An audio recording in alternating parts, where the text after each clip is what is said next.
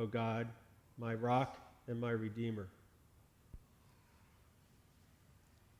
So Monday, Debbie and I had the privilege of being among the 400 or so attending the Dr. Martin Luther King Jr. celebration breakfast at East Stroudsburg University.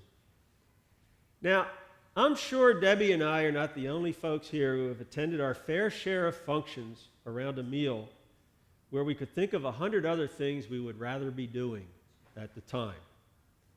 But I can tell you, this was not one of those times.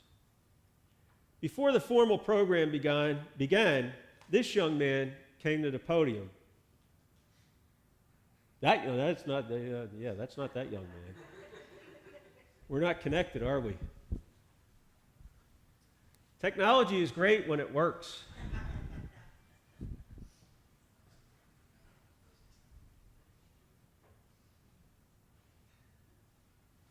Oh, there it is.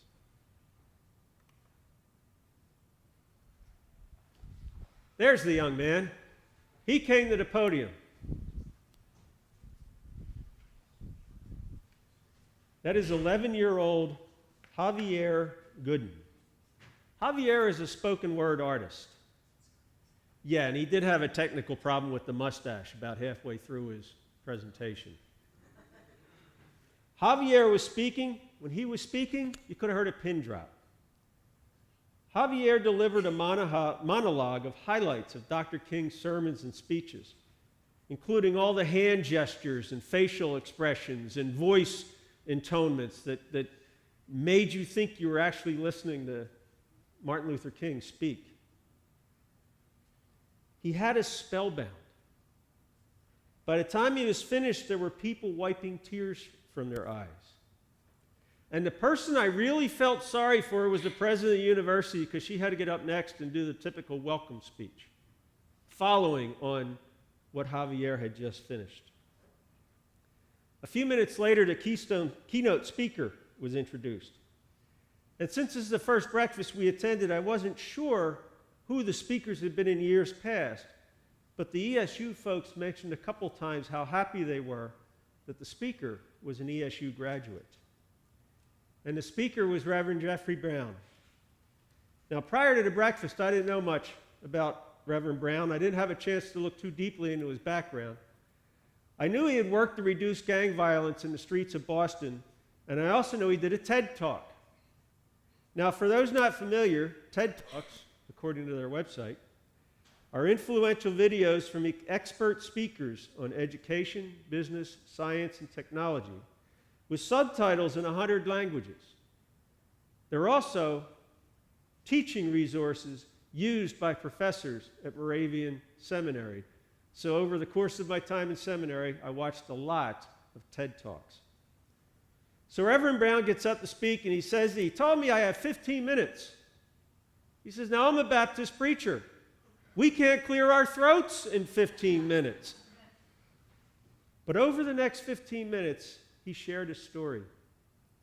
He was a pastor of a church in Boston and was growing increasingly alarmed at the number of murders and shootings resulting in injuries.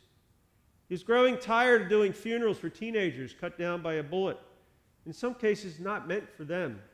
They just happened to be in a park shooting hoops at the wrong time. Reverend Brown said, I knew something had to be done, so I started preaching about building building community to my congregation. But the homicides kept continuing. So I went into the schools and started working with the kids in the schools. But school wasn't where the problem was. He told us there was a young man by the name of Jesse McKee walking with his friend Rigoberto Carrion one night. He said they were walking to the housing project down the street from my church and met up with a group of youths who were later identified as members of a gang. They noticed Jesse had a brand new leather jacket on. They tried to take the jacket from him. They killed him, and they killed his friend Rigoberto, simply because he was a witness. Reverend Brown said, as Jesse was running from the scene, mortally wounded, he was running in the direction of my church. He died 100 yards from my church. But even if he had gotten to the church, it would have not made a difference, because the lights were out and nobody was home. Reverend Brown said, I took that as a sign. That sign led to a change and to a new approach in dealing with the problem of gang violence. It was an approach that would take Reverend Brown and his colleagues into uncharted waters, and certainly outside of their comfort zones. But they did it because they believed they were being called. So 2 weeks ago, we heard Mark's version of the baptism of Jesus, recorded in 8 verses in the first chapter of Mark's Gospel. Mark then takes a walloping 2 verses to describe Jesus' temptation in the wilderness, leading us right into the text we heard this morning.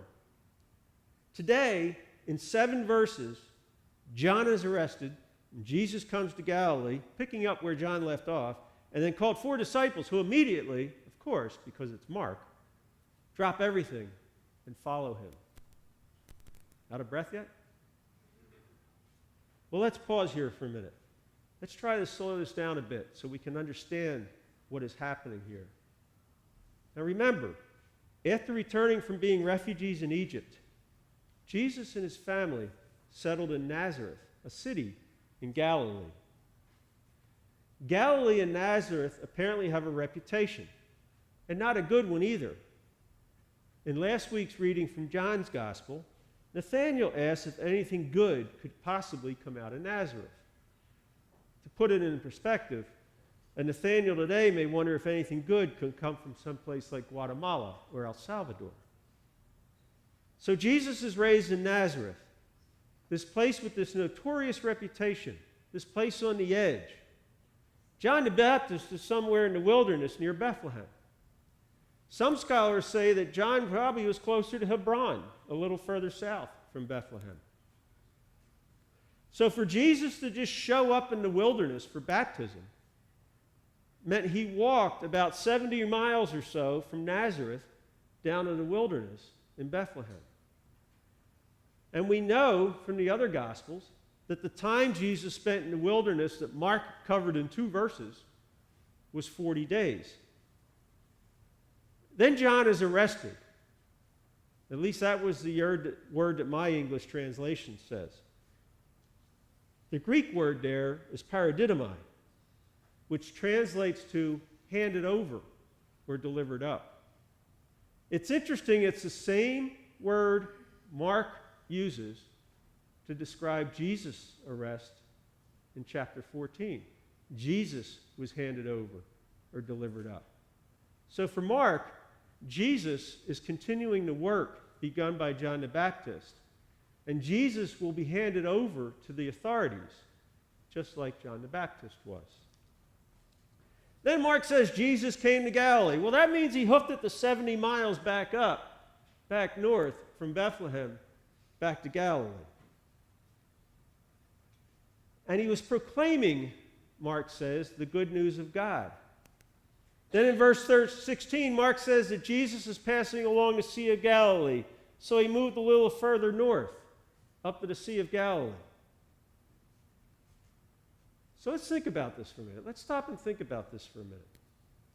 When Jesus was baptized, he was relatively close to Jerusalem, to the temple, to the heart of the religious community of Judaism, to where the religious leaders were and the leading rabbis and the leading students.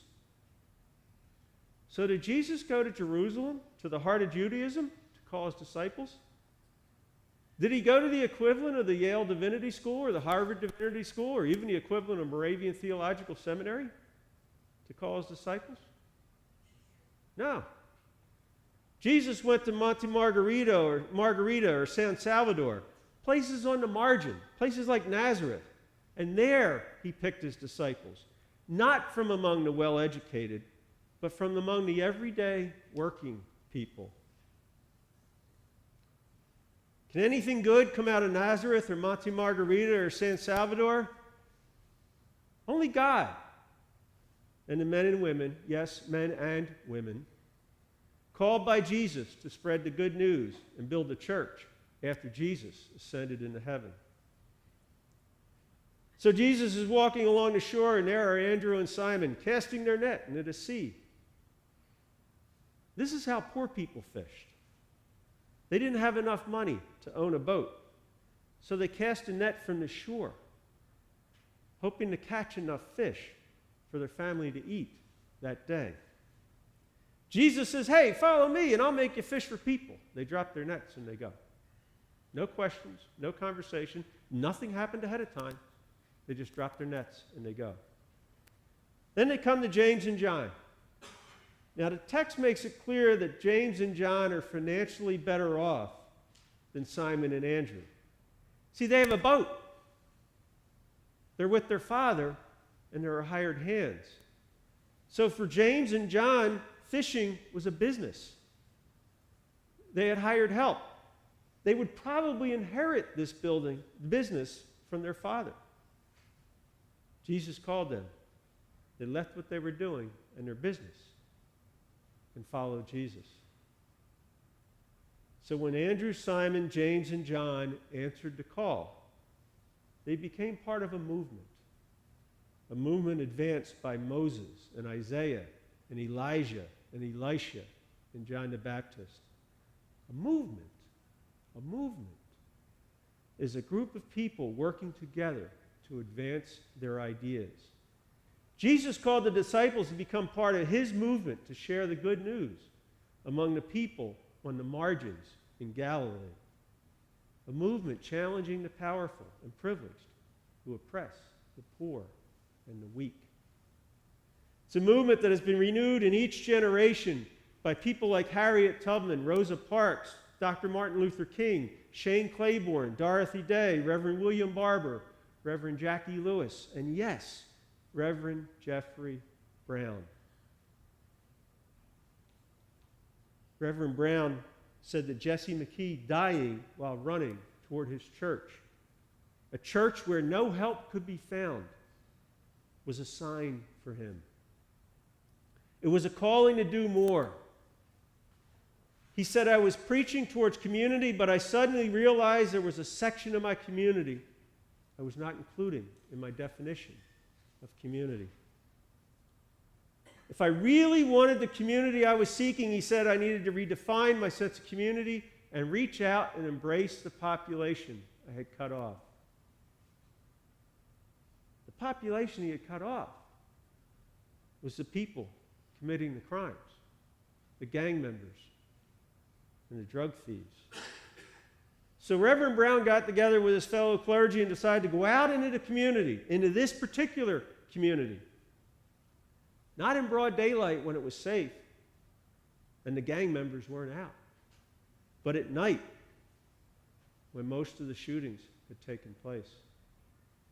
The idea was to build relationships, to get to know people without judging them. The shootings didn't stop right away, but eventually there were 29 consecutive months without a youth homicide in Boston. Reverend Brown spoke again Monday evening in a lecture sponsored by Monroe. I moved out of Montgomery County a long time ago. Monroe County United. Not limited to 15 minutes, but struggling with a voice hampered by a cold, he was able to share some of the rewarding personal experiences of his time on the streets. Experience that would not have happened if he had not answered the call to leave the sanctuary and go out into the street. So Andrew, Simon, James, and John were called. The clergy I mentioned, King, Barber, Lewis, and Brown were called. I believe Tubman, Parks, Claiborne, and Day were also called. Many of you have heard parts of my call story. But friends, you know what I think? I think we're all called. And the word for that call is vocation. Vocation is taken from the Latin word vocatio, meaning calling. Every job that works to build up the community and maintain the society is a calling. And we also have callings within our family structures as well. So maybe that calling is to be a teacher. Maybe that calling is to be a bookkeeper. Maybe that calling is to be a van driver or a cart pusher or a caregiver. Maybe that calling is to teach Sunday school. If we answer yes to those callings, as if we heard the voice of Jesus saying to us, follow me, and we joined Jesus' movement. And here's the thing. Those callings can change. And those callings can be in addition to what we do for a living. One of the items on the agenda Monday morning was the presentation of service awards to an ESU student, an ESU faculty or staff person, and a community member. The recipient of the Community Member Award was Thomas Jones. Now, some of you may recognize Thomas. He was here for the Interfaith Dinner we held last spring in the social hall, and he spoke at the Stop Hate Vigil at St. Max's in the fall. Thomas saw what was going on around our country and felt called to do something to try and prevent it from happening here in Monroe County. So Thomas got together with others, and in July of 2016, they created Monroe County United, a movement devoted to building relationships and breaking barriers, a movement to build a community where everyone feels welcome, regardless of race, color, creed, or origin. Thomas heard Jesus say, "Follow me," and answered the call by creating Monroe County United. But unlike the disciples, Thomas didn't cast aside his nets. He continues to serve as president of the Monroe County unit of the NAACP, as well as a couple other hats that he wears. So friends, when you're casting your net into the sea, or you're in the boat repairing your net, and you hear Jesus say, "Follow me," will you be ready to follow when you are called? Amen.